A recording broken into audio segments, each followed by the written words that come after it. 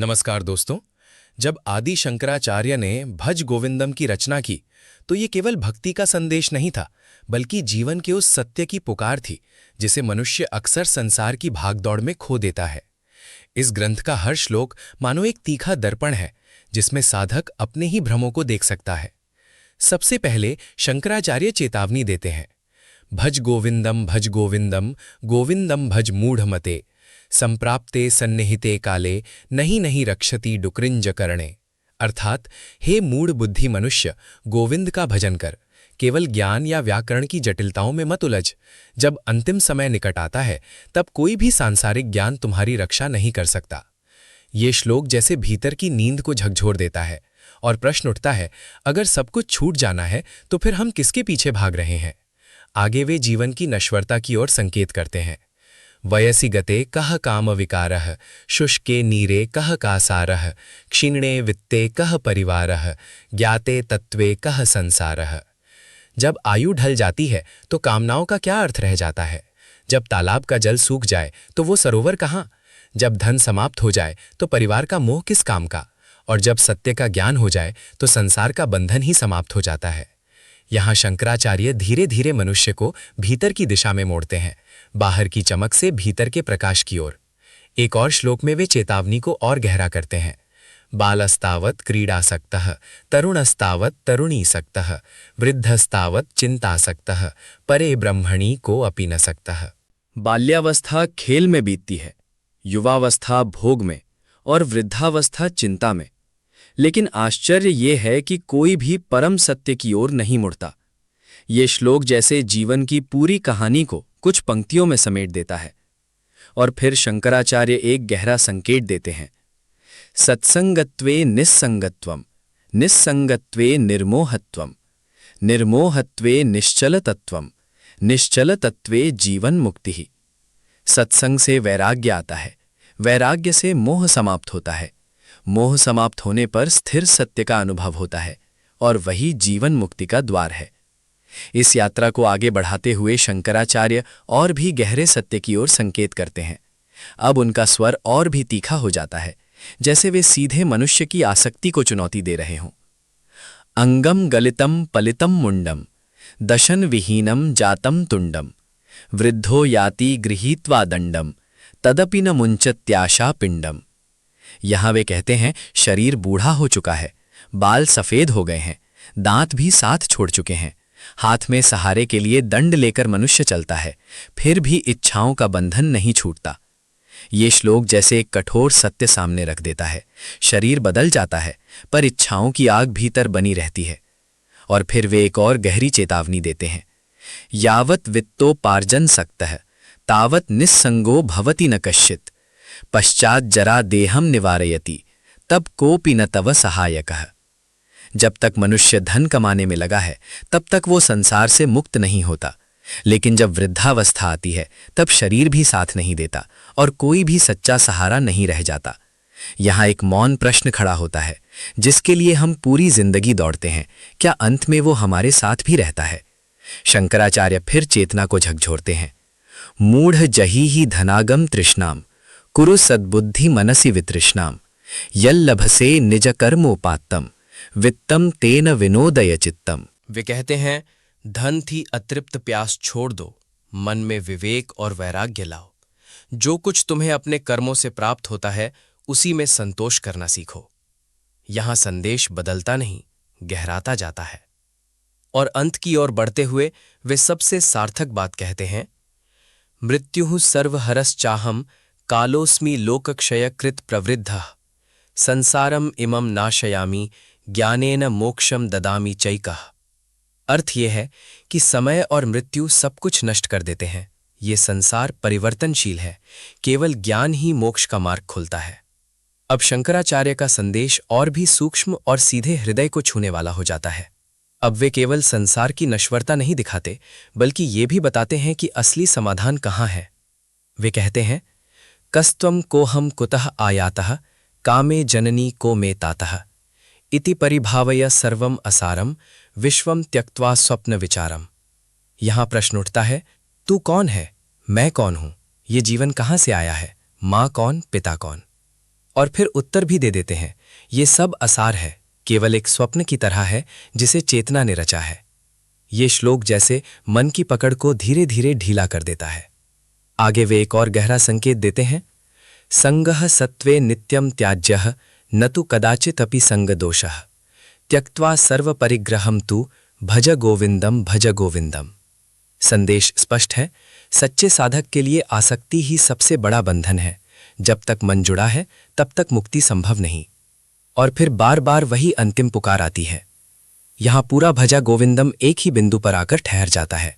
बाहर की दौड़ नहीं, भीतर का जागरण ही अंतिम सत्य है। और शंकराचार्य का अंतिम संकेत मानो कानों में गूंजता है, अब भी समय है, गोविंद को याद कर, क्योंकि जब सब छूट जाएगा तब केवल सत्य ही साथ रहेगा। भज गोविंदम गोविंदम गोविंदम भज मूढ़मते। ये केवल दोहराव नहीं, ये एक जागरण मंत्र है, जैसे मन की हर परत को तोड़कर भीतर तक आवाज पहुंचाई जा रही हो। अब शंकराचार्य अंतिम दिशा दिखाते हैं। सत्संगत्वे निस्संगत्वम निस्संगत्वे निर्मोहत्वम निर्मोहत्वे निश्चलतत्वम निश्चलतत्वे जीवन मुक्ति। यहां पूरी यात्रा पूर्ण हो जाती है। सत्संग से वैराग्य, वैराग्य से मोह का अंत और फिर स्थिर चेतना में जीवन मुक्ति का अनुभव। अब प्रश्न ये नहीं रहता कि क्या करना है, बल्कि ये रह जाता है कि क्या छोड़ना है। और अंत में शंकराचार्य मानो अंतिम सत्य कह देते हैं, जीवन की सारी दौड़ एक तरफ है और दूसरी तरफ केवल एक ही पुकार है, गोविंद को स्मरण कर, क्योंकि वही स्थायी है, बाकी सब बदलता हुआ स्वप्न। अब ये यात्रा और भी भीतर की ओर मुड़ती है, जहां शब्द कम हो जाते हैं और अनुभव गहरा होने लगता है। शंकराचार्य अब सीधे साधक के मन को संबोधित करते हैं। नारी स्तन भर नाभि देशम दृष्ट्वा मागा मोहमवेशम एतन मांसवसादि विकारम मनसि विचिंतय वारम वारम। यहां वे कहते हैं, बाहरी आकर्षणों में मत उलझो, ये शरीर केवल मांस, अस्थि और क्षणभंगुर तत्वों का संगम है। बार बार विचार करो कि जो दिखाई दे रहा है वो स्थायी नहीं है। यह श्लोक केवल उपदेश नहीं, एक मानसिक शुद्धिकरण की प्रक्रिया है, जहां दृष्टि धीरे धीरे बाहर से भीतर की ओर खींचती है। आगे वे और गहराई में ले जाते हैं। नलिनी दलगत जलमति तरलम तद्वज्जीवितमतिशय चपलम विद्धि व्याधि अभिमानग्रस्तम लोकम शोक हतम च समस्तम। जीवन कमल के पत्ते पर ठहरे जल की तरह अस्थिर है, कभी भी गिर सकता है। यह संसार रोग, चिंता और अहंकार से ग्रस्त है। यहां शंकराचार्य मनुष्य को एक कठोर लेकिन सच्ची तस्वीर दिखाते हैं, ताकि वो भ्रम से बाहर आ सके। और फिर वे समाधान की ओर संकेत करते हैं। त्वयि मयि चान्यत्रयि को विष्णुः व्यर्थम कुप्यसे मयि असहिष्णुः भव समचित्तः सर्वत्र त्वं वांछसि यदि भज गोविंदम। हर जगह वही एक चेतना है। तू मुझसे या दूसरों से क्यों राग द्वेष करता है? यदि वास्तव में शांति चाहता है तो समभाव अपनाओ और गोविंद का स्मरण करो। यहां भक्ति अब भावनात्मक नहीं रहती, वो ज्ञान के साथ एक हो जाती है। अब अंतिम संदेश जैसे धीरे धीरे उभरता है। सारी साधना, सारे श्लोक, सारी चेतावनी एक ही बिंदु पर आकर ठहर जाते हैं।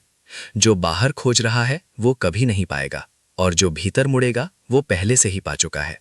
और इसी गहराई में शंकराचार्य की आवाज एक अंतिम गूंज बन जाती है, भज गोविंदम भज गोविंदम भज गोविंदम। अब ये संपूर्ण यात्रा अपने अंतिम और सबसे मौन बिंदु पर पहुंचती है, जहां शब्द धीरे धीरे शांत हो जाते हैं और केवल अनुभूति शेष रह जाती है। शंकराचार्य अब साधक को अंतिम सत्य की ओर ले जाते हैं। द्वादशम मंजरिका वचनम नित्यम पठति यह श्रद्धया युक्तः स वै वैराग्यम लभते ज्ञानम च परम लभते निश्शेषम। यहां संकेत है, जो व्यक्ति श्रद्धा के साथ इन उपदेशों को आत्मसात करता है, उसके भीतर वैराग्य और ज्ञान दोनों स्वतः प्रकट होने लगते हैं।